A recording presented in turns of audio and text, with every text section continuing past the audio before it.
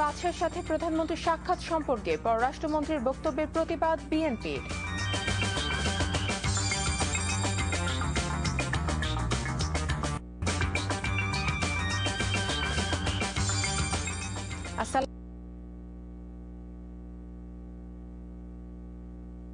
শিরোনাম শুনছিলেন, এবারে নিয়ে যাচ্ছি পুরো খবরে। টাকা দরে চাল আর 14 টাকায়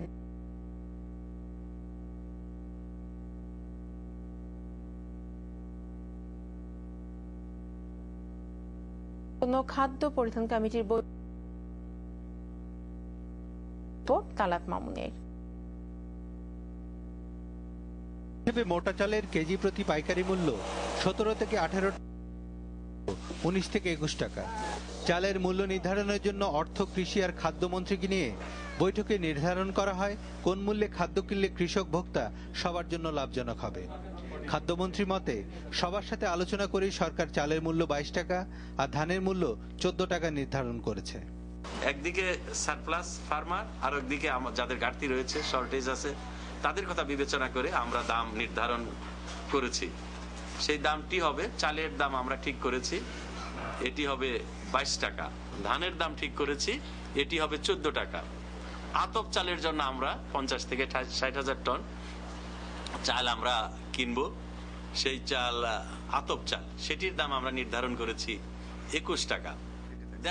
সরকারি এই ক্রয় শুরু হবে 1 মে থেকে, চলবে 31 আগস্ট পর্যন্ত। তবে প্রয়োজনে তা বাড়ানো হবে। আর কেনাকাটার অনিয়ম রোধে থাকবে একেবারে মাঠ পর্যায়ে তদারকি কমিটি। জেলা পর্যায়ে একটা কমিটি থাকবে এবং উপজেলা পর্যায়ে একটা কমিটি থাকবে। সেই কমিটিতে আমাদের 2 জন উপজেলা চেয়ারম্যান, উপজেলার ইউনো, তারপরে আপনার কৃষি কর্মকর্তা, খাদ্য কর্মকর্তা, 2 জন বিশিষ্ট ব্যক্তি এবং একজন মসজিদের ইমাম, একজন শিক্ষক কলেজ বা হাই স্কুলের, ওনাদের নিয়ে থানা উপজেলা পর্যায়ে একটা কমিটি করা হবে। সেই কমিটি টাইম টু টাইম দেখবে যে সত্যিকারের কৃষকরা দিতে পারছে কিনা, তারা মূল্য পাচ্ছে কিনা, এটা নিয়ে কোনো ম্যানিপুলেশন বা যাই বলেন এটা নিয়ে কোনো অনিয়ম হচ্ছে কিনা। 12 লাখ টনের মধ্যে ধান কেনা হবে 1.5 লাখ টন। খাদ্যমন্ত্রী ডক্টর রাজ্জাকের মতে এবারের দর উৎপাদক আর ভোক্তার সাধ্যের মধ্যে রাখার চেষ্টা করেছে সরকার। Talat Mamun, NTV news, Dhaka. বোরো ধান চালে সরকারের বেঁধে দেওয়া সংগ্রহ মূল্য নিয়ে মিশ্র প্রতিক্রিয়া জানিয়েছেন বিশেষজ্ঞরা। তারা বলছেন, ধানের মূল্য কেজি প্রতি 14 টাকা হয়, ছোট বড় সব ধরনের কৃষকই লাভবান হবেন। তবে 22 টাকা কেজি দরে মিল মালিকরা সরকারি গুদামে চাল দিতে কতটুকু আগ্রহী হবেন তা নিয়ে বেশ সংশয় রয়েছে। জুলফিকার আলীর রিপোর্ট। বাজারে ধানের দরে চলছে ভয়াবহ মন্দা বেশ আগে থেকেই। 1 মণ ধান নাকি এখন পাওয়া যায় 400 টাকারও কমে। এই হিসেবে প্রতি কেজি ধানের দাম দাঁড়ায় 10 টাকা। তার চেয়ে 4 টাকা বেশি ধরে সরকার এর সংগ্রহ মূল্য 14 টাকা বেঁধে দেয় 1 মণ ধানের দাম হবে 560 টাকা। কৃষি বিশেষজ্ঞরা হিসেব কষে এই তথ্য দিয়ে বলছেন, ছোট কৃষকদের এবার কেজি প্রতি ধান ফলাতে ব্যয় হয়েছে 12 টাকা, আর বড় চাষিদের এই ব্যয় 9 থেকে 10 টাকার মধ্যে। তাই ছোট বড় সব চাষিরাই এবার লাভবান হতে পারবেন সরকারের ঘরে ধান দিয়ে। তবে সমস্যা দেখা দিতে পারে 22 টাকা কেজিতে চাল পাওয়া নিয়ে। 1 মণ চাল পেতে গেলে 1.5 মণ ধান লাগে, সেই হিসাবে 21 টাকা ধান হয়। তো এই যে আর 1 টাকা মার্জিন করা হয়েছে, আমার কাছে মনে হয় এই মার্জিনটা বেশ কম আর কি। কারণ ব্যবসায়ীরা তো কৃষকের কাছ থেকে চাল নিয়ে আসবেন, হয়তো মিলের কাছে আর কি বিক্রি করবেন। সুতরাং মিলার এবং ব্যবসায়ীদের যে মার্জিনটা, এই 1 টাকার মার্জিনটা আর কি আমার কাছে মনে হয়েছে আর কি লোভ। অবশ্য সরকার যে দামেই চাল কিনুক না কেন, বাজারে তা কি দরে পাওয়া যাবে তা নিয়েই মূলত মাথা ব্যথা সাধারণ মানুষের। আর এ বিষয়টি অনেকখানি নির্ভর করবে সরকারের বোরো ধান চাল সংগ্রহ অভিযান কতটুকু সফল হয় তার উপর। বাজারে কতটা থাকবে সেটা নির্ভর করবে যে সরকার দামটা বেঁধে দিলেও তো হলো না।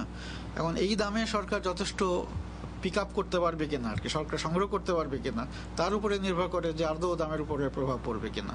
এবং সেটা আলটিমেটলি নির্ভর করছে যে সরকারের ধারণ ক্ষমতা কতটা আছে আর কি, সরকারের যে গুদাম এবং সরকার কত তাড়াতাড়ি কিনে আবার এটা বাজারে ছেড়ে দিতে পারবে, যাতে সরকার আরো বেশি আর কি কিনতে পারে আর কি। সরকারের যে ক্ষমতা আছে তার বাইরেও হয়তো ধারণ ক্ষমতার বাইরেও কিনতে পারে।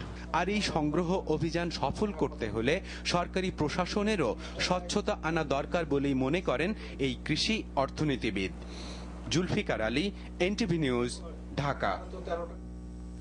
নগরীর বিদ্যুৎ ও পানি সমস্যা সমাধানে প্রয়োজনীয় ব্যবস্থা নিতে দায়িত্বপ্রাপ্ত কর্মকর্তাদের নির্দেশ দিয়েছেন প্রধানমন্ত্রী শেখ হাসিনা। রোববার দুপুরে তেজগাঁও কার্যালয়ে বিদ্যুৎ সচিব, ওয়াসার ব্যবস্থাপনা পরিচালক সহ সংশ্লিষ্ট কর্মকর্তাদের জরুরি তলব করে তিনি এ নির্দেশনা দেন। আশরাফুল হকের রিপোর্ট। 5 দিনের সৌদি সফর শেষে প্রথম দিন অফিস করতে গিয়ে প্রধানমন্ত্রী জরুরি তলব করেন বিদ্যুৎ সচিব, ওয়াসা, ডিপিসিসি ও টেস্কোর ব্যবস্থাপনা পরিচালককে। বৈঠকে তিনি চলতি বিদ্যুৎ সমস্যা কিভাবে সমাধান করা যায় তা নিয়ে আলোচনা করেন বিভিন্ন জায়গায় পানির সরবরাহ ও গন্ধযুক্ত পানি নিয়ে। নির্দেশ দেন চলতি বোরো মৌসুমকে সামনে রেখে নগরের সরবরাহ কমিয়ে সেচের জন্য যে বিদ্যুৎ দেওয়া হচ্ছিল তা আবারও স্থানান্তর করে নগরের সরবরাহ বাড়াতে। লোডশেডিংয়ে আগাম তথ্য বাংলাদেশ বেতার ও টেলিভিশন, সংবাদপত্র এবং মসজিদে মাইকিং করে জানিয়ে দেয়া, পর্যাপ্ত পরিমাণ পানি সরবরাহ করতে ওয়াসাকে চাহিদা মোতাবেক বিদ্যুৎ দেয়া, পিক আওয়ারে ওয়াসাকে নিজস্ব জেনারেটরের মাধ্যমে পানি সরবরাহ অব্যাহত রাখা, রাজধানীর গন্ধযুক্ত পানির কারণ নষ্ট পাইপ উল্লেখ করে নষ্ট হয়ে যাওয়া পাইপ প্রতিস্থাপন করা, সায়দাবাদ পানি শোধনাগার ফেজ 2 এবং পাগলা পানি শোধনাগারের কাজ শুরুর নির্দেশ দেন প্রধানমন্ত্রী। দুপুর 2:30 থেকে তিনি প্রায় 1 ঘন্টা বৈঠক করেন কর্মকর্তাদের সাথে। পরে প্রধানমন্ত্রী উপপ্রেস সচিব মাহবুবুল হক শাকিল এসব তথ্য জানান। আশরাফুল হক, এনটিভি নিউজ, ঢাকা। যুদ্ধাপরাধীদের বিচারের জন্য তদন্তকারী এজেন্সি, প্রসিকিউটর এবং ট্রাইব্যুনাল গঠন কবে হবে তা নিয়ে অস্পষ্টতা এখনো কাটেনি। এর আগে বলা হয়েছিল এই সপ্তাহে যুদ্ধাপরাধীদের বিচার প্রক্রিয়া শুরু হবে। তবে স্বরাষ্ট্রমন্ত্রী সাহারা খাতুন রোববার ইঙ্গিত দিলেন সহসা বিচার প্রক্রিয়া শুরু না হবার। মোস্তফা খন্দকারের রিপোর্ট। আজকের সভায় আমরা অনেক দূর এগিয়েছি। তা আজকের সভাটা এই পর্যন্ত মুলতবি করা হয়েছে এবং অফিসিয়ালি আগামীকাল আপনাদের সম্মুখে আমাদের আইন মন্ত্রণালয় থেকে এবং স্বরাষ্ট্র মন্ত্রণালয়ের যৌথভাবে আমরা আপনাদেরকে অফিসিয়ালি আগামীকাল জানিয়ে দেব। এই বক্তব্য 18 এপ্রিল রোববার সন্ধ্যায় আইনমন্ত্রীর বাসায় বৈঠকের পর। আজকে মাননীয় আইনমন্ত্রী মহোদয় চলে যাচ্ছিলেন বাইরে একটা কনফারেন্সে, পূর্ব নির্ধারিত কনফারেন্সে, এবং আমাদের মাননীয় প্রধানমন্ত্রী আজকে দেখতেন হজে যাচ্ছেন। বিভিন্ন কারণে আজকে এটা আপনাদের কাছে নামগুলো ঘোষণা দেওয়া যাচ্ছে না। আর পরদিন 19 এপ্রিল সোমবার আইন প্রতিমন্ত্রীর বক্তব্য এটি। এসবের বাইরে আইনমন্ত্রী বিভিন্ন সভা সেমিনারে সাংবাদিকদের একাধিকবার জানিয়েছিলেন যুদ্ধাপরাধীদের বিচার এই মাসে শুরু হবার কথা। তিনি বলেন, সরকার সিদ্ধান্ত নিয়েছে 1973 সালের ওয়ার ক্রিমিনাল অ্যাক্ট অনুযায়ী এদের বিচার হবে। আর এসব বিষয় নিয়ে দফায় দফায় সভা হয়, চূড়ান্ত করা হয় প্রসিকিউটরদের নাম। এই পটভূমিতে নতুন ইঙ্গিত দিলেন স্বরাষ্ট্রমন্ত্রী। আমরা এটাকে আরো কত বাড়ানো যায়, কি করা যায়, আমরা চিন্তা ভাবনা করছি। ফট করে একটা দিয়ে দিলাম 5 জনের, 6 জনের, 7 জনের। আমরা এটা চিন্তা করছি যে কারণ সারা বাংলাদেশ ব্যাপী এটা তো আমাদের দরকার না, সেই জন্য আমরা খুব এটা আরো চিন্তা ভাবনা করছি যে আরো কিভাবে এটাকে কতজন নিলে পরে কি হবে, ভালো হবে, এগুলো আমরা চিন্তা করছি। তো মুশকিল, এটা মালা মুশকিল। বলা হয়েছিল আইনমন্ত্রীর বিদেশ সফরের পরই চূড়ান্ত হবে সবকিছু। তিনি ফিরেছেন প্রধানমন্ত্রীও, কিন্তু বিচার শুরু হবার কোনো তথ্য পাওয়া গেল না। Mustafa Khandakar, NTV news, Dhaka. মুক্তিযুদ্ধ বিষয়ক প্রতিমন্ত্রী ক্যাপ্টেন অবসরপ্রাপ্ত এবি তাজুল ইসলাম বলেছেন, যুদ্ধাপরাধীদের বিচার কাজ শুরু করলে অনেক জটিলতা আসতে পারে, তাই সবকিছু বিশ্লেষণ করে এ ব্যাপারে পদক্ষেপ নেওয়া হচ্ছে, আর এজন্যই একটু সময় নেওয়া হচ্ছে। আমরা সকলে ঠিক যেই ভাবে বিচারটা চাচ্ছি, খুব দ্রুত চাচ্ছি, আমাদের মনের গতিবেগটা খুব দ্রুত বেশি, আমরা এখনই চাচ্ছি, কিন্তু কাজটা করতে গেলে কিন্তু আনুষঙ্গিক অনেক জটিলতা এসে যায়। সেগুলিও সমাধান করে যাতে প্রশ্নবিদ্ধ না হয় এরকম একটা বিচার তো করতে হবে। সেই কারণে হয়তো একটু সময় লাগছে, বাট আমার মনে হয় হতাশ হওয়ার কোনো কিছু নাই, খুব তাড়াতাড়ি এটা অ্যানাউন্স করা হবে।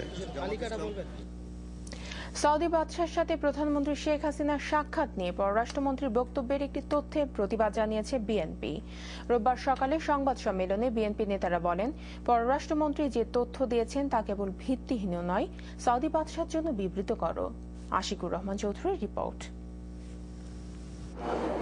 প্রধানমন্ত্রী শেখ হাসিনার সাম্প্রতিক সৌদি আরব সফর শেষে পররাষ্ট্রমন্ত্রী ডক্টর দীপু মনির বক্তব্য অনুযায়ী সৌদি বাদশার সাথে শেখ হাসিনার সাক্ষাৎ গত 7 বছরের মধ্যে বাংলাদেশের কোনো প্রধানমন্ত্রীর সাথে প্রথম